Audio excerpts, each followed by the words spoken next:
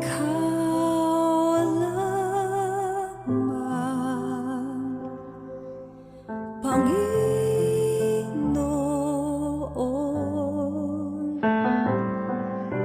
kaagapay,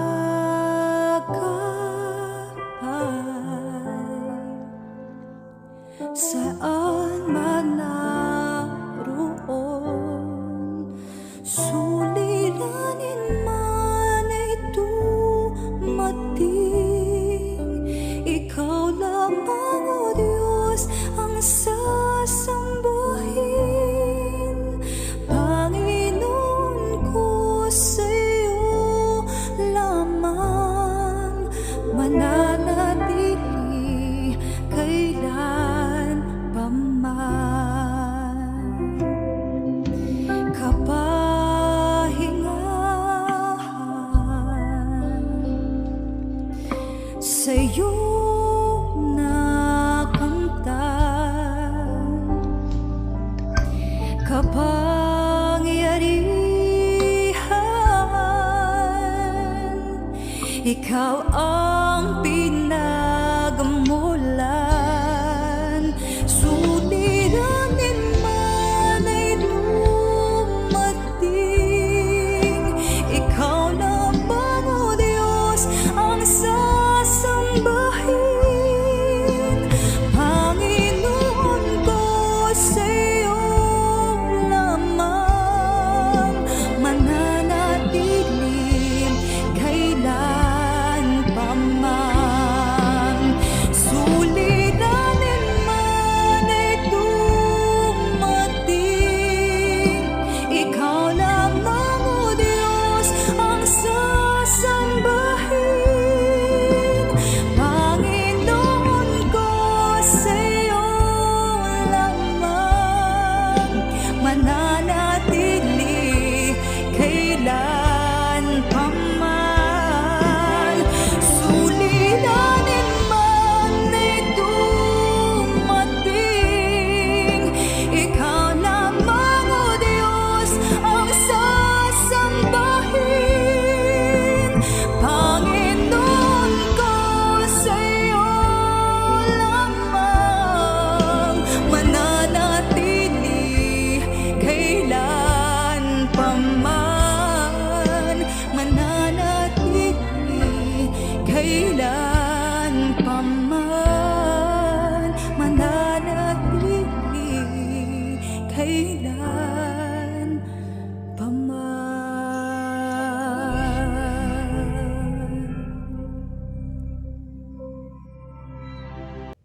Isang mapagpalang umaga po sa ating lahat. I'm hoping and praying that we started the day right, started it with a heart that is full of hope and thanksgiving, that God has given us another morning. I am inviting everyone to join us, St. Paul UMC, in all our activities that could help enrich and strengthen our faith in God. We have our weekly Sunday service available both online and syempre sa St. Paul UMC sa Tondo. We also have our Sunday school wherein people from all ages and groups could learn more about the Word of God. We also have our midweek service every Thursday. Hope you could attend to freshen up our spirits from the fatigue of our daily challenges. Our care groups wherein you could learn more about the Word of God and where we share our experiences on how God has touched our life and how we have encountered God. Last but not the least, our daily prayer covenant, where individuals share their insights with the guidance of the Holy Spirit on how God is working in their lives. You may contact our ministerial staff, lay leaders, and church secretary to have the links and access to these activities. Let us bow our heads, put ourselves in the presence of the Lord as we start the day with a prayer. Let us pray. Our Father in heaven, thank you for the new day, for giving us a new hope and a new beginning as you have blessed us with another day, that we can share our lives to the people around us. Guide us, O Lord, as we are in the midst of temptations and challenges. Let us be sensitive on what is your will and your plan for us today. May we act, talk, and move toward according to what is your design and plan. Clean our hearts from doubts, anger, and sadness. Instead, fill it with love, kindness, humility, forgiveness, joy, and hope. I pray, dear God, that you guide my thoughts, my words, that it will not be me that will speak today, that I will just be a vessel of your message to my brothers and sisters in Christ. May your light shine, and may our hearts be open, and our mind be open in what is your message for today. This we pray in the mighty name of our Lord Jesus. Amen. Amen. Yes, praise God for a very bright morning or a peaceful night. Kung anong oras man po kayo nanonood ngayon at kung saan man po kayo naroroon, ang pagpapala at pagmamahal ng Diyos ay sumaating lahat. Our reference verse for today is from the book of Mark 4:26-29. He also said, "This is what the kingdom of God is like. A man scatters seeds on the ground. Night and day, whether he sleeps or gets up, the seed sprouts and grows, though he does not know how. All by itself, the soil produces grain. First the stalk, then the head, then the full kernel in the head.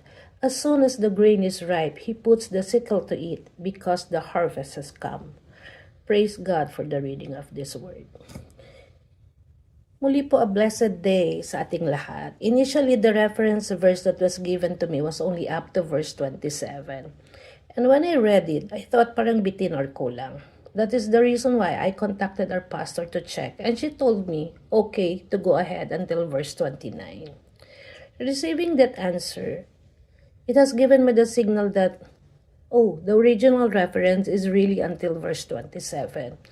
So, I bowed and prayed to help me understand more and guide me on making the message for today. And really, God works wonders, and I hope I was able to receive His thought clearly. Ano po ba ang mga bagay na nangyari or the thing that we could visualize in verses 26-27? Sa akin po, ang una ko napansin is yung seed. So, ano nga po ba yung seed? Isang maliit na buto. And I visualized this seed to be very tiny. And also, yung nasa verse 27, night and day, whether he sleeps or gets up, the seed sprouts and grows, though he does not know how. What does it mean? The farmer is God, and the seed is His words that He scattered, and it grows inside us according to how we let the Word of God work within us. Allow me to prevent any misconception. Because as we believe, God knows everything. However, the words that the seed sprouts and grows, though He does not know how, does not intend to mean that God does not know what is happening, but in a way, tells us that as God gave us the freedom to decide, and our free will, it is our actions and acceptance that will enable the seed of faith and His words to grow in us. In another way, it could also be interpreted that we, Christians or believers of God, to be the farmer who plants and scatters the seed or the word of God. Yung pong palilit na pag-share natin sa mga taong nakaka-encounter natin or nakaka-interact natin, it's like scattering or planting seeds or the Word of God. We are encouraged to continuously spread His Word, the Gospel, and we should allow God to work on the lives of the people who we shared. His words to be touched and seek or feel the hunger to hear more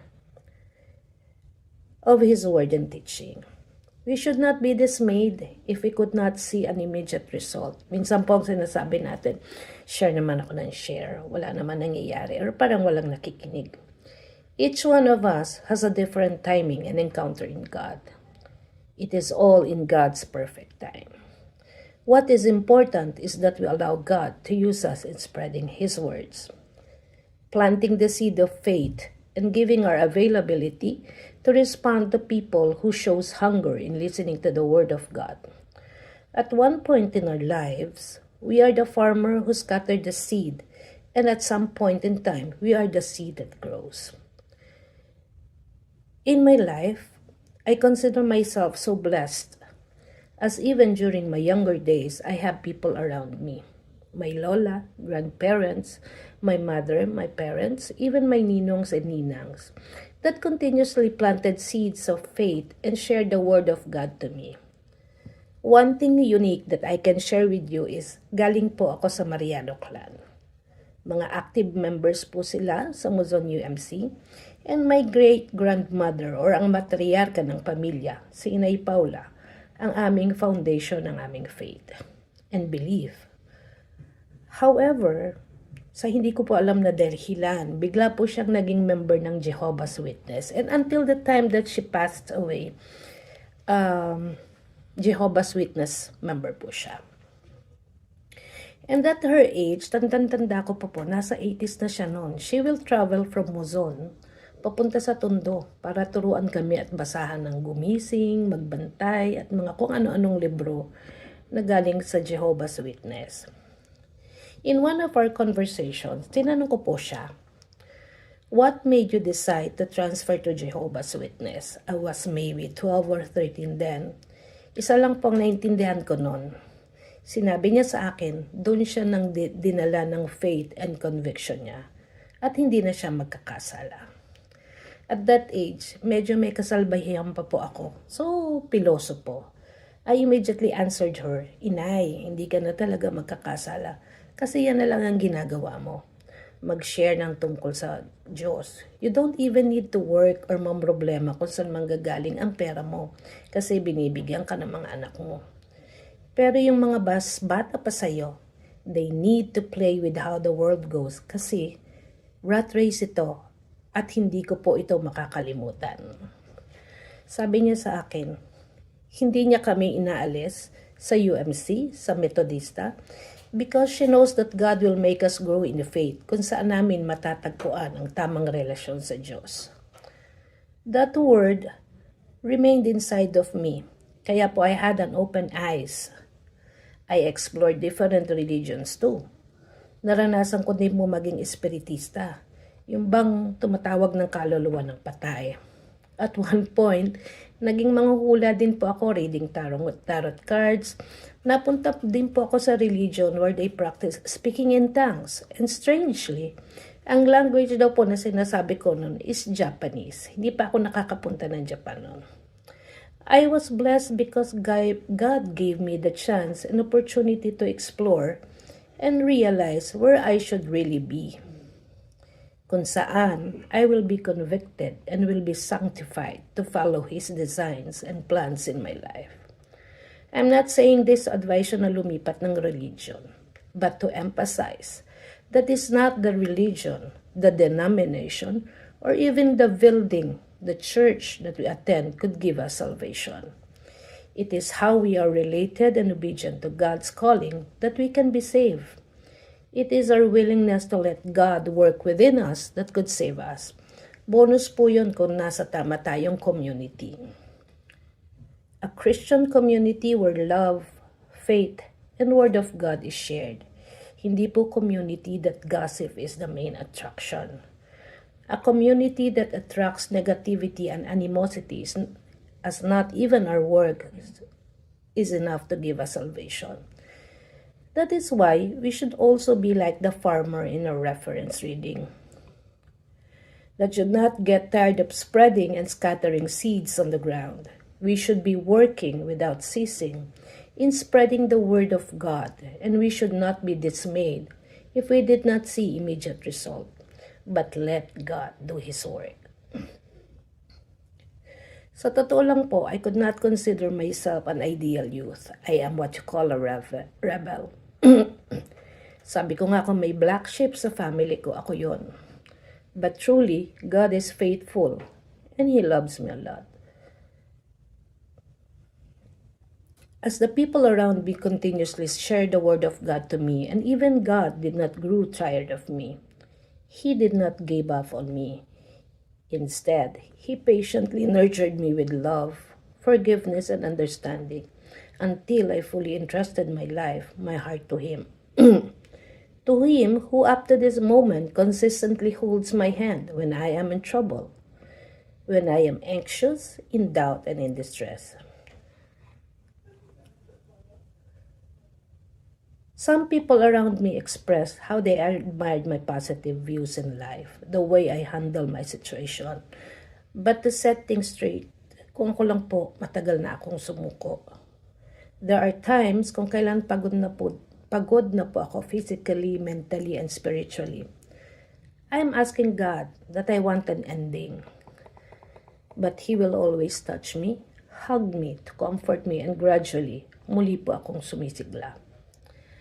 I'm not the one who has to be admired, but it is God that works wonders and miracles in my life. One thing that I want to leave with you: trust God and allow Him to work wonders in your life. In difficult times, turn to God and let Him do His work, and you are surely in good hands. Let us pray. Father, you know what is on our mind and in our hearts. We entrust today to you. Work in us that we will be able to share your word, that our lives serve as a living proof of how good you are and how having you in our lives is more than enough to keep us going. Guide us today as we face different challenges, different encounters, as we continue our journey for today. Make us a channel of your blessing. Forgive us if in case we will be tempted because of the weakness of our human nature, and do not allow us to be separated from you. Thank you, Lord. Guide us today. Be with us today. This we pray in Jesus' name. Amen.